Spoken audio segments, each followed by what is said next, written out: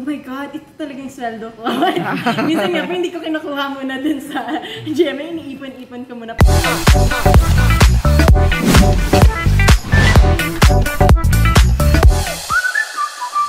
Showbiz, actually po talaga, nag-i-enjoy po talaga ako sa showbiz.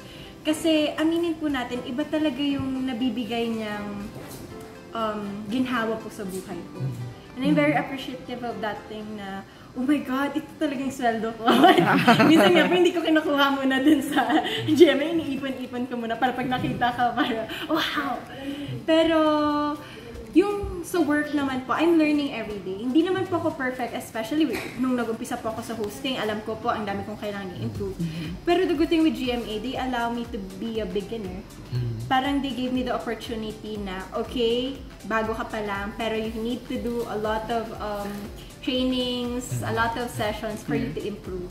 At hindi pwede na ganyan ka lang. Kailangan kang gumaling. So, that's a challenge. I think nag-improve na din po. And dati kasi natatakot po talaga ako na pag gumawa ko ng mga kalokohan doon, mababash ako, nasasabihin na, beauty queen ka, parang hindi naman queenly yan or hindi graceful. Pero ngayon, parang I killed that voice in my head na no, hindi na ako beauty queen ngayon at hindi naman ako forever naging beauty queen. I have this quirky side of me and ngayon pwede ko na siyang malabas.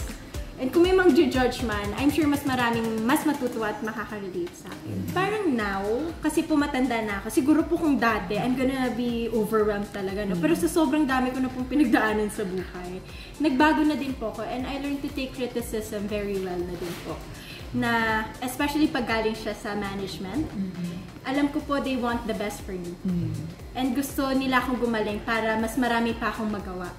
So yun po yung iniisip ko na I take it as a challenge na totoo naman hindi ako perfect kasi the more ilalagay mo yung sarili mo sa pedestal, the more na magsastop ka mag-learn. So ako parang I'm an open book na sige po kung ito po yung kailangan kong baguhin, ito yung kailangan kong i-improve, gagawin ko po para sa show.